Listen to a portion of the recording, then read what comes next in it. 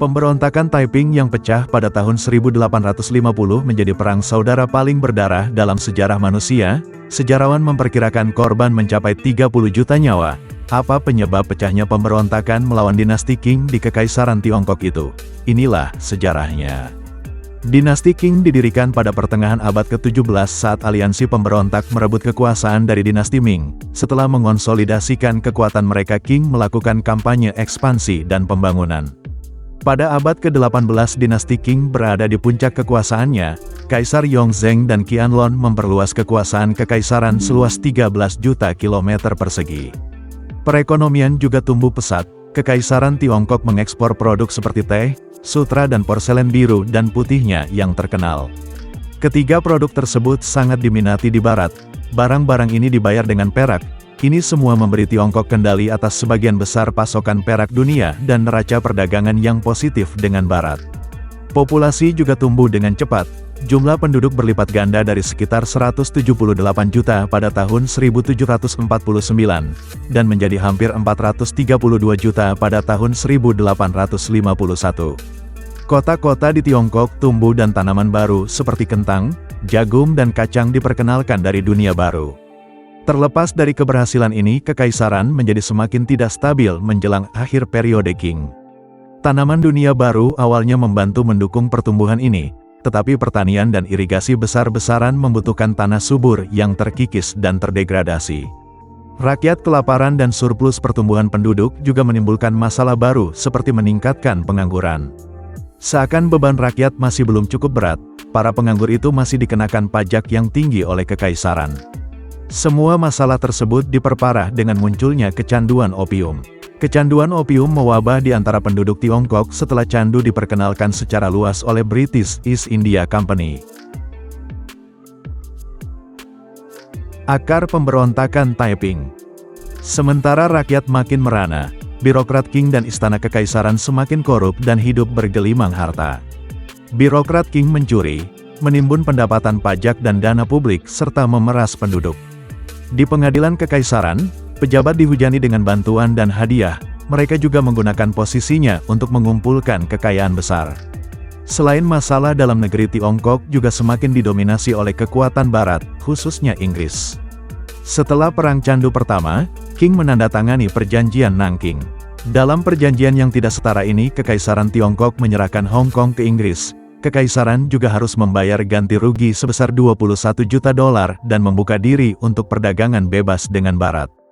Korupsi, kesulitan ekonomi dan sosial serta penghinaan Barat menambah kebencian yang dirasakan sebagian besar penduduk terhadap dinasti Qing. Han, sebuah kelompok etnis yang merupakan mayoritas penduduk, selalu membenci Qing. Pasalnya Qing merupakan dinasti Manchu yang berasal dari Tiongkok Timur Laut. Qing menggulingkan dinasti Ming yang merupakan leluhur etnis Han. Han merasa mengalami penindasan budaya tradisional oleh penjajah asing.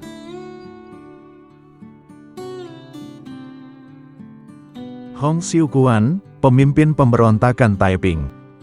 Pada tahun 1837 seorang pemuda bernama Hong Xiuquan gagal dalam ujian dinas sipil kekaisaran. Ujian ini terkenal sulit namun sangat diminati karena prestise karir pegawai negeri. Kurang dari 1 dari 100 kandidat lulus ujian. Hong telah gagal dalam ujian ini 2 kali sebelumnya. Pada kegagalan yang ketiga, kesehatan mentalnya terganggu.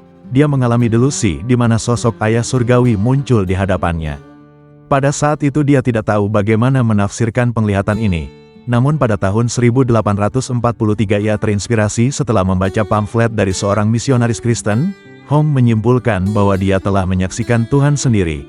Bahkan Hong merasa bahwa ia adalah putra Allah, saudara laki-laki Yesus. Hong menolak Buddhisme dan Konfusianisme, sistem kepercayaan tradisional Tiongkok. Ia mulai membagikan interpretasinya tentang agama Kristen. Hong dan temannya Feng Yunshan mengorganisir sebuah kelompok agama baru yang disebut Masyarakat Pemujaan Tuhan. Perhimpunan tersebut terbukti sangat populer di kalangan petani dan buruh di Provinsi Guangxi, termasuk di kalangan orang Hakka, yaitu subetnis Han yang telah lama merasa terpinggirkan secara ekonomi dan sosial.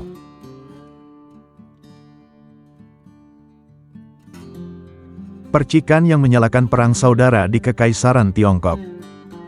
Pemberontakan itu sendiri dimulai pada Januari tahun 1851. pada tanggal 11 Januari di kota Jiantian di Guangxi, Hong mendeklarasikan sebuah dinasti baru, Taiping Tianguo atau Kerajaan Surgawi dari Kedamaian Besar.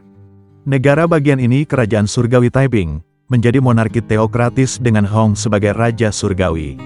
Kerajaan membangun angkatan bersenjata hingga 1 juta orang, bahkan ada sejumlah wanita yang turut bertarung di antara prajurit Taiping. Pasukan Taiping berbaris ke utara, terus merekrut pengikut hingga mereka mencapai Nanjing. Nanjing adalah salah satu kota termegah di Tiongkok dan berada di pusat wilayah Delta Yangtze yang kaya. Pasukan Taiping merebut kota itu pada Maret tahun 1853 dan Hong menyatakannya sebagai ibu kota kerajaan surgawinya. Nanjing berganti nama menjadi Tianjin, atau ibu kota surgawi. Saat menguasai kota, Taiping berusaha membersihkannya dari setan Manchu. Pria dan wanita Manchu dieksekusi, dibakar, dan diusir dari kota.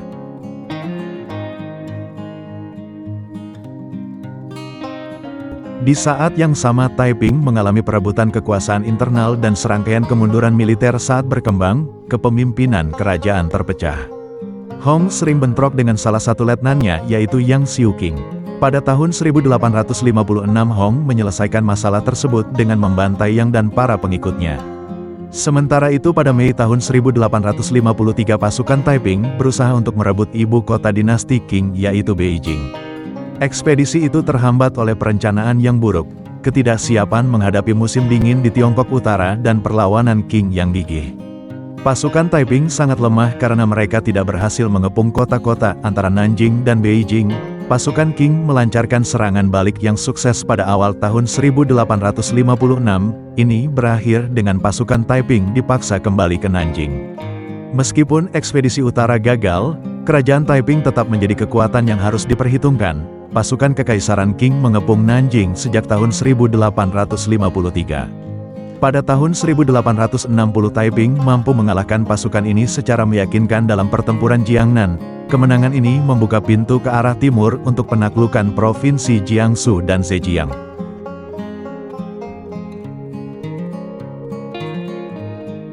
Akhir dari pemberontakan Taiping. Pasukan Qing sementara itu mengamankan posisi di Gunung Ungu, yang memungkinkan mereka membombardir kota dengan artileri. Pada tanggal 19 Juli di bawah naungan tembakan artileri ini tembok Nanjing dibobol dengan bahan peledak, 60.000 orang mengalir ke kota. Pertempuran tangan kosong yang sengit terjadi. Akhirnya pasukan Qing mengalahkan pasukan Taiping dan memulai kampanye penjarahan dan pembakaran. Mayoritas pemimpin Taiping ditangkap dan dieksekusi, termasuk putra Hong yang berusia 15 tahun. Sepeninggal Hong, sang putra menggantikannya sebagai Raja Langit. Selama 15 tahun perang saudara Tiongkok ini, antara 20 dan 30 juta orang telah tewas. Sebagian besar dari mereka adalah warga sipil. Dalam salah satu perang kedua belah pihak saling merampas makanan dan perbekalan musuh militer dan sipil, hal ini mengakibatkan kelaparan dan penyakit yang meluas. Selain itu kedua belah pihak memiliki kebencian fanatik satu sama lain yang sebagian didasarkan pada perbedaan etnis dan bahasa. Taiping membantai warga sipil Manchu di kota-kota yang mereka taklukkan, sementara pasukan Qing membalas dendam terhadap penduduk pengkhianat Guangxi. Qing mengeksekusi ratusan ribu orang atas kejahatan tinggal di wilayah tempat pemberontakan dimulai.